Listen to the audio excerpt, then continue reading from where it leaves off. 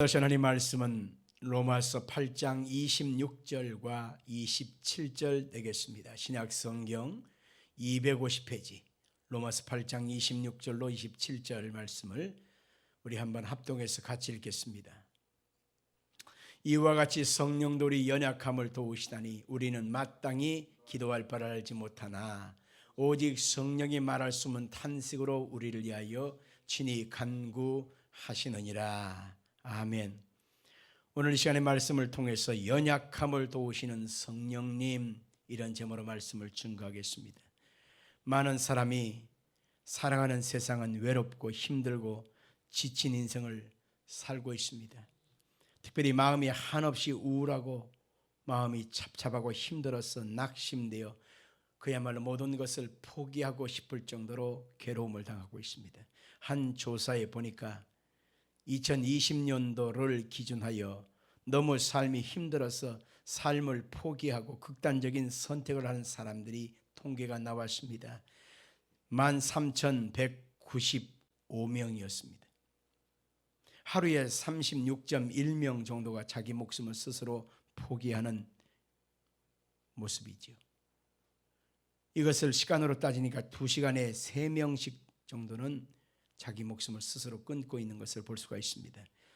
세계 선진국인 OECD 가맹 국가 중에서 자살률이 대한민국이 세계 1등입니다.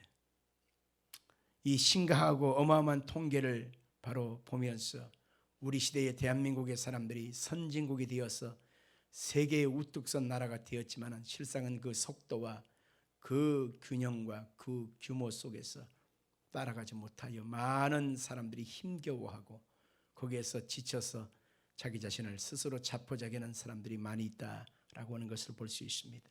너무 힘들고 어려울 때는 옆에 누군가 있어줘야 되는데 아무도 없는 것입니다. 위로해 줄 사람도 없고 붙들어주는 사람도 없고 함께 해주는 사람도 없다 보니까 많은 사람들이 거기서 나 자신은 이제는 끝난 거다, 여기까지인가 봐 하면서 스스로 포기하는 경우가 있습니다.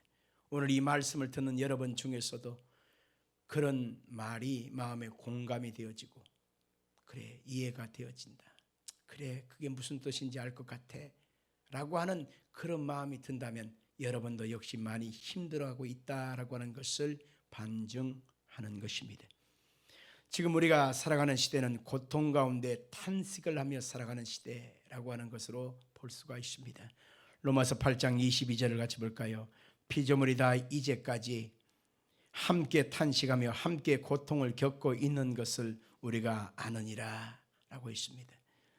코로나19의 크나큰 절망의 시간을 2년이 넘게 3년에 걸쳐서 겪고 있지 않습니까?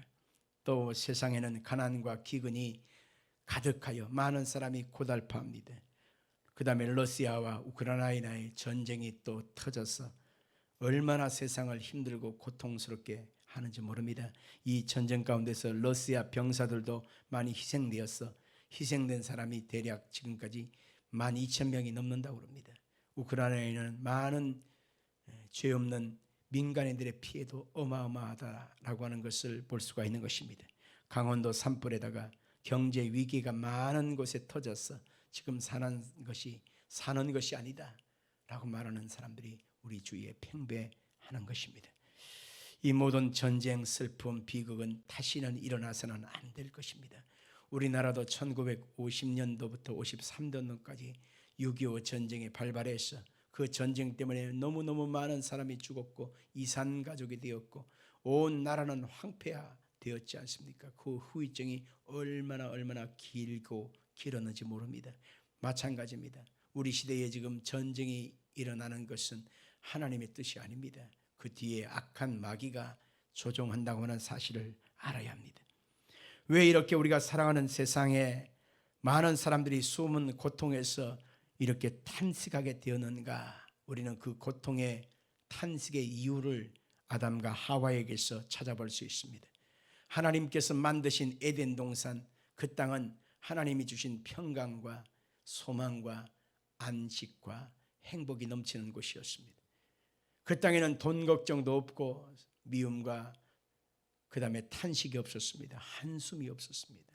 병도 없었고요, 가난한 것도 없었고요, 심판도 없었습니다. 그런데 왜 에덴 동산에서 아담과 하와가 쫓겨나게 되었을까요? 그것은 죄 때문이었습니다. 아담과 하와를 꾀는 사탄이 뱀의 모습으로 찾아와서 선악과를 유혹하게 했습니다. 그 유혹을 받아서 아담과 하와가 그것을 먹고 그것을 먹음으로 말미암아 타락하게 되었고, 에덴 동산에서 쫓겨나는 순간에 인간에게는 파멸이 다가왔고 탄식이 다가왔던 것을 알 수 있습니다. 영혼은 하나님과의 관계가 끊어지니 절망과 슬픔이 반복되었고, 그 마음에는 고통이, 아픔이 가속되었고, 그리고 그 몸에는 병이 찾아왔고 가난이 찾아왔습니다.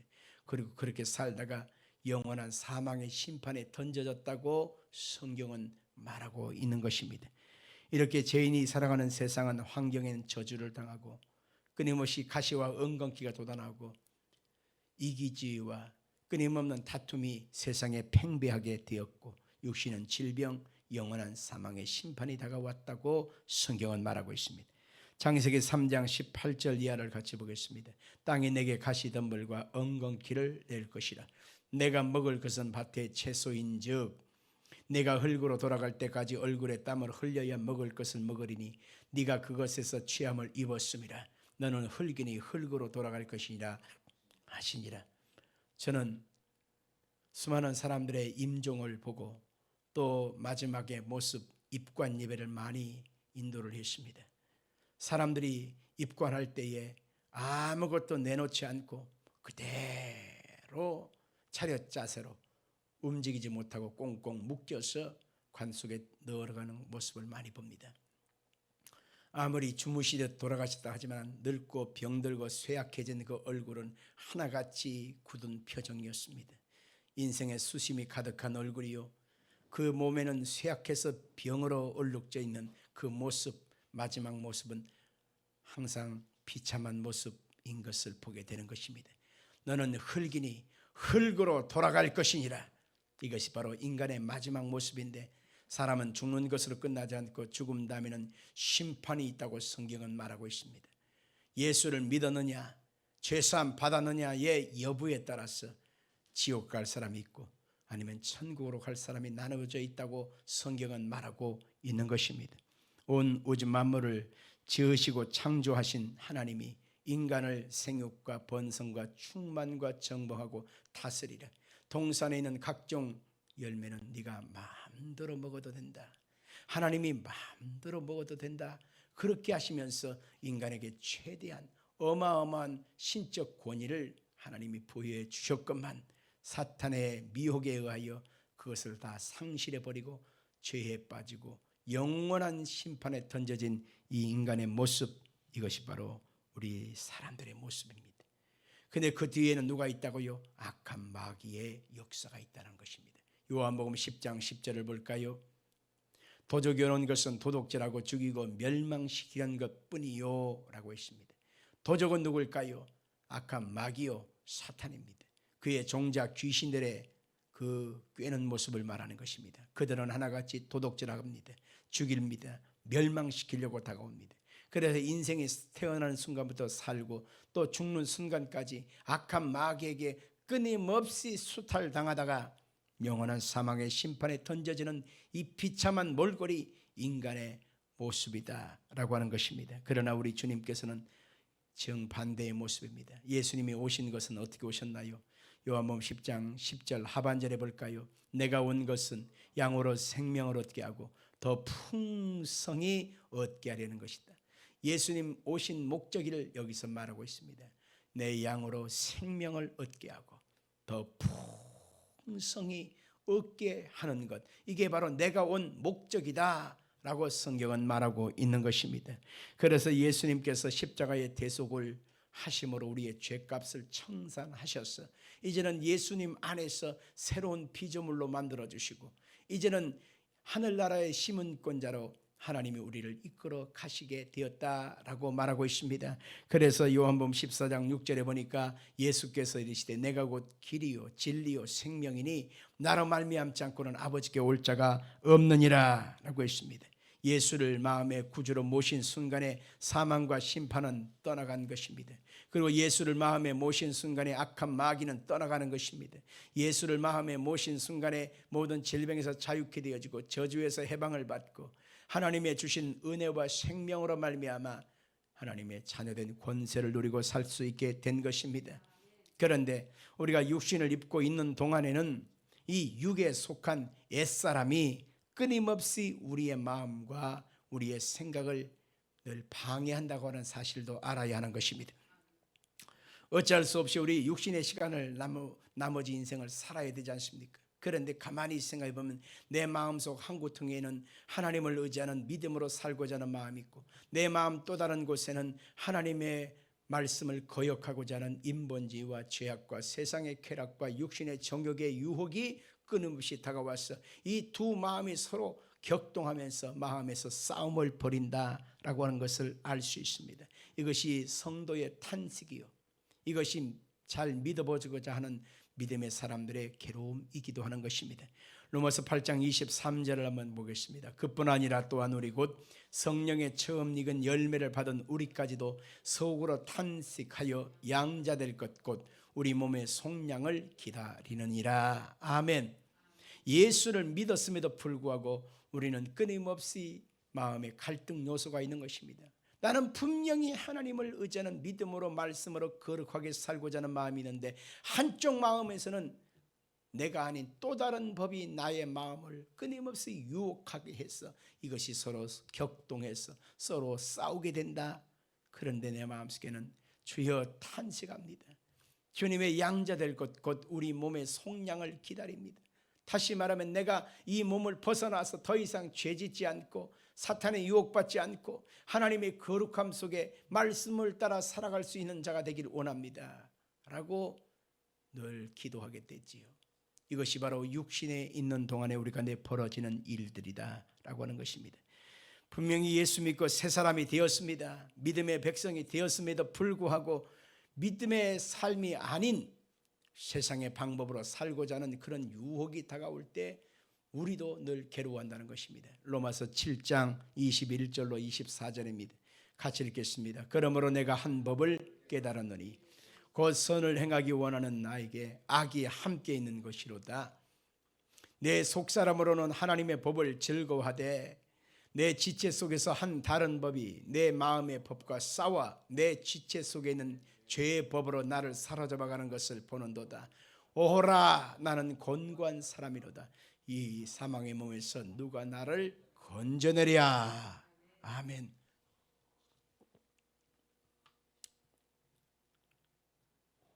이것이 바로 사도 바울의 탄식이었습니다. 그는 하나님 앞에서 귀한 복음의 사명을 맡은 자요, 하나님 앞에서 영광된 삶을 살고자 하는 귀한 종이었습니다. 그러함에도 그는 이런 탄식이 있었다라고 하는 것입니다. 하물며 우리일까 보겠습니까? 우리도 역시 연약하고 한없이 연약해서 우리도 역시 이런 마음의 탄식을 늘 할 때가 많습니다. 하나님 어찌할까요? 하면서 회개하고 또 회개하지만 돌아서면 죄짓고 돌아서면 죄짓는 것이 우리들의 모습입니다. 왜 그럴까요? 아직도 우리는 육신의 몸을 벗어버리지 못했기 때문에 그런 것입니다. 육신이 있는 동안에는 어찌할 수 없이 육신이라고 하는 약점과 한계성으로 인하여 끊임없이 죄에 노출되고 유혹에 노출되고 넘어질 수밖에 없는 것입니다.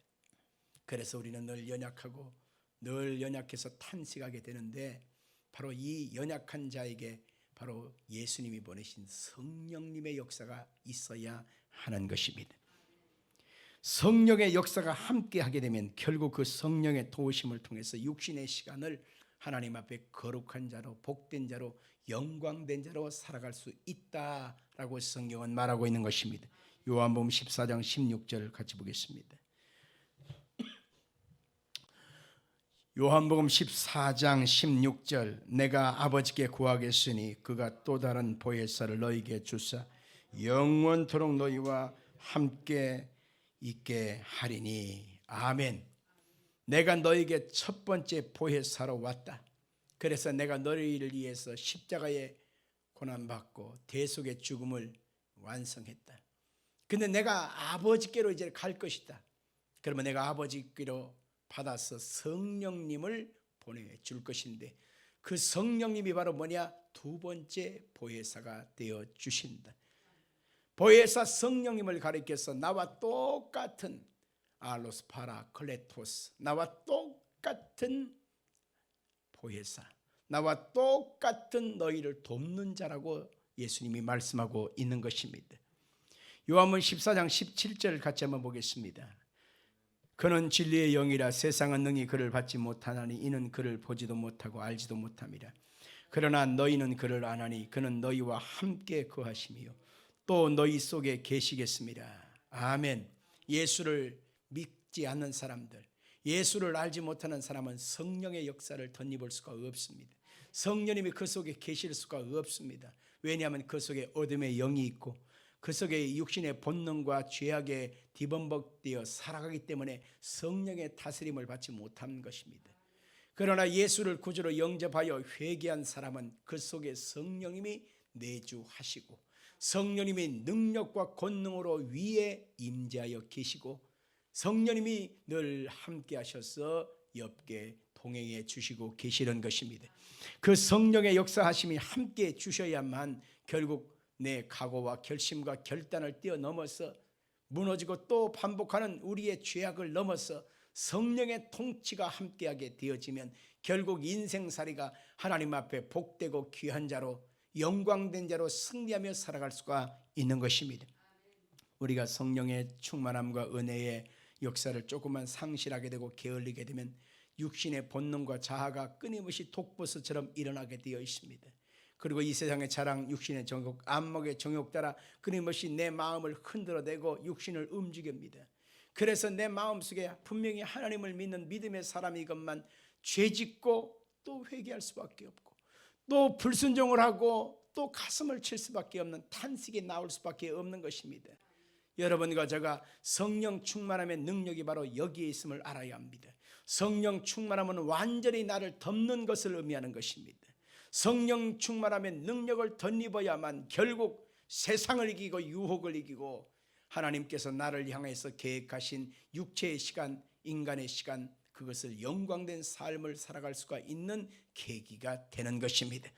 후회 없는 인생, 탄식하지 않는 인생이 되어지려면 성령님이 앞에서 이끌어가고 뒤에서 인도해 가시는 그 역사를 덧입어야만 하는 것입니다. 그래서 바울 사도는 끊임없이 나는 죽노라, 내 몸을 쳐 복종시키노라 라고 하는 표현은 바로 거기에 이유가 있는 것입니다. 성령 앞에 늘 충만하기를 사모하며 성령님이 지혜와 지식을 주셔서 인간의 헛된 욕망을 따라가지 않고 영광된 삶을 살고자 하는 그런 믿음의 고백을 끊임없이 할 때에 성령님이 원하는 뜻대로 이끌어가게 되어 있다, 그 얘기인 것입니다. 저는 고등학교 2학년 때에 학생 수련회에서 성령 충만함의 은혜를 경험했습니다.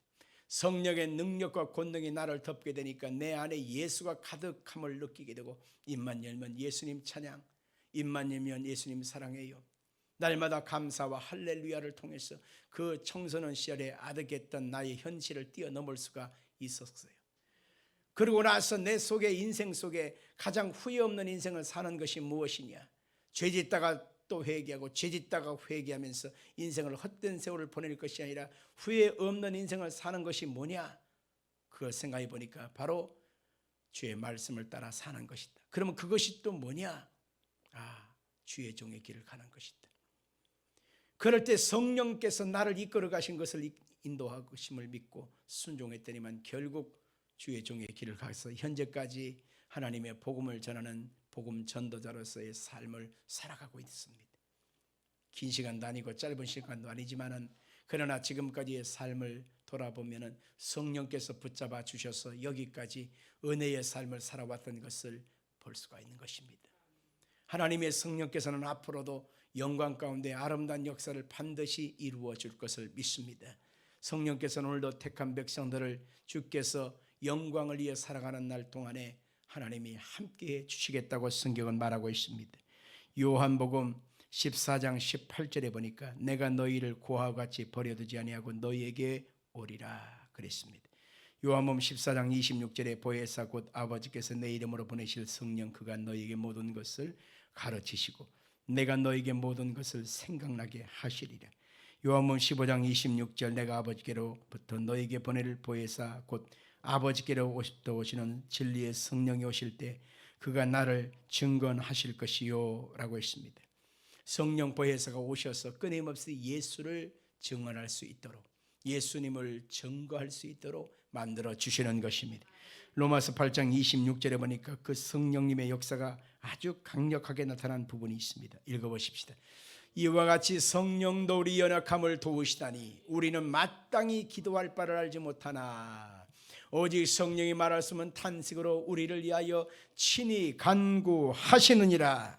여기 보니까 성령님이 우리의 연약함을 도우시나니 성령님이 우리 연약함을 도우시나니 성령님이 우리 연약함을 도우시다니 이것을 엄청나게 강조하시는 것을 볼 수가 있습니다.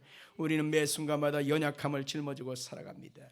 보는 것에 연약함, 듣는 것에 연약함, 말하는 것에 연약함, 손과 발의 연약함, 우리의 마음의 각오와 결심에 대한 연약함, 그 연약함 속에서 엎치락 뒤치락 하면서 우리는 죄에 뒤범벅된 채로 후회거리만 탄식거리만 남게 되는 것인데 성령님은 우리의 연약함 속에서 능력과 권능과 강함으로 다가오셔서 우리를 하나님이 넘어지지 않도록 다시 한번 힘을 더하신다는 것입니다.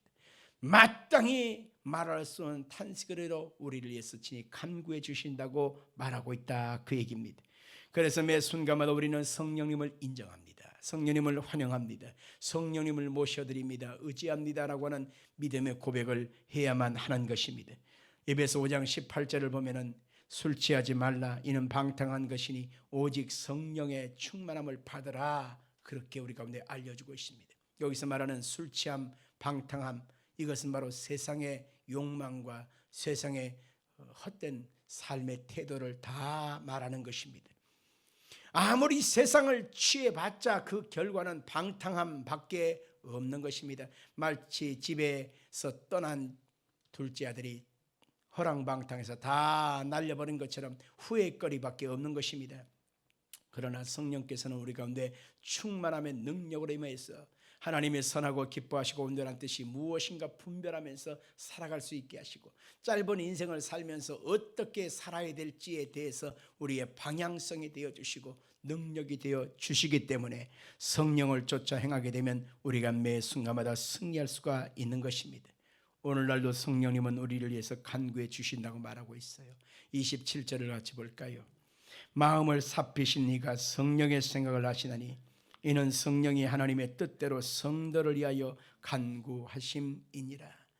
성령님은 끊임없이 하나님의 뜻대로 우리를 간구해 주신대요. 왜요? 성령님은 하나님의 생각을 아신대요.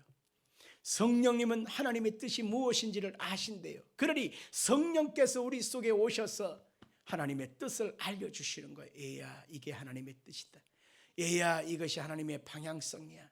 얘야 이것이 하나님이 원하시는 거야. 이것이 너에게 가장 합당한 길이야. 알려주실 때에 그것은 하나님의 뜻인 것입니다. 그래서 그것을 자꾸 마음속에 감동으로 다가오고 기도할 때 다가오고 찬송할 때 다가오고 목사님과 상담할 때 다가오고 성경을 묵상할 때 다가올 때에 하나님 뜻이 이렇구나 그것을 마음에 캐치하고 받아들여야 하는 것입니다.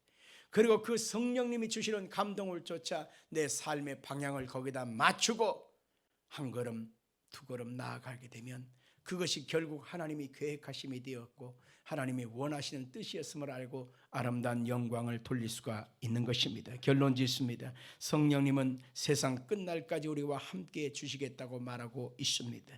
성령님은 그때까지 우리를 도와주신다고 말하고 있습니다. 예수님은 부활 승천하시기 전에 제자들에게 찾아오셨습니다. 그리고 나서 그 제자들에게 하신 말씀 뭐예요? 숨을 내쉬며 가라사대 성령을 받으라. 성령을 받으라. 그렇게 말씀하고 있지 않습니까? 그리고 예수님께서 감람산에서 마지막 승천하실 때 500여 명의 제자들이 지켜보는 가운데서 거기에서 예수님이 마지막으로 외친 말씀이 뭐예요? 바로 성령을 받으라. 성령을 받으라라고 하는 것입니다. 그러면 너희가 권능을 받고 예루살렘 온 유대와 사마리아 땅 끝까지 이르러서 내 증인이 되리라, 그렇게 말씀하신 것입니다. 성령을 받지 못했기 때문에 베드로도 마음은 원이었지만 육신이 약하여 예수님을 3번씩 모른다고 맹세하고 저주고 부인했지 않습니까? 많은 제자들도 역시 성령을 받지 못한 상태였으니까 그들이 다 뿔뿔이 두려움 속에 숨어들고 무서워 도망갔지 않았습니까? 그러나 성령 충만함을 그들이 마가의 다락방에서 받고 나서부터는 어떻게 인생이 되었습니까? 그들이 담대하게 예수 그리스도의 복음의 증거자가 되어서 가는 곳마다 예수 복음을 증거해서 다른 영혼들을 살리고 복음의 열매를 맺고 3,000명 5,000명 허다한 무리까지 다 전도하고 마지막 순간을 주님 앞에 순교의 사명을 감당한 것을 볼 수가 있는 것입니다. 우리가 사랑하는 세상은 점점점 세월이 좋아지고 과학 문명이 발전하게 될지 모릅니다. 그러나 그 많은 과학 문명의 발전 속에서도 우리의 마음은 약해지고 또 약해집니다. 나 스스로도 감당 못하는 사람이 나의 옆에 있는 사람들을 사랑할 수 있을까요? 나도 지금 추스르기 힘든데 내 양옆에 사방 내게 막 있는 그 사람들을 끌어안을 수 있을까요? 어불성설입니다. 마음은 원이지만 육신이 약하여 감당할 수 없어요. 왜? 그만큼 우리는 마음의 분량이 없기 때문인 것입니다. 그래서 나 외에 또 다른 사람을 사랑하고 포용할 수 있는 능력은 어디서 올까요? 성령의 능력에서 오는 것입니다. 한국교회가 바로 이렇게 힘들어진 이유는 성령 충만함의 은혜가 상실되어져 버렸기 때문에 그런 것입니다. 한국교회뿐만 아니라 우리 교회도 마찬가지입니다. 성령의 능력과 은혜를 덧입지 않고는 결국 우리는 사랑할 수 없습니다. 성령의 능력을 덧입지 않고는 전도할 수 없습니다. 성령의 능력을 덧입지 않고는 내 믿음을 끝까지 지킬 수도 없습니다. 예수님께서 부활 승천하신 후에 우리 가운데 말씀하신 이 성령을 받으라 라고 하는 의미는 오늘날도 유효하는 것입니다. 성령의 능력을 회복하고 충만함을 회복하고 권능을 회복하고 하나님 앞에 영광된 삶을 살기를 예수 이름으로 축원합니다.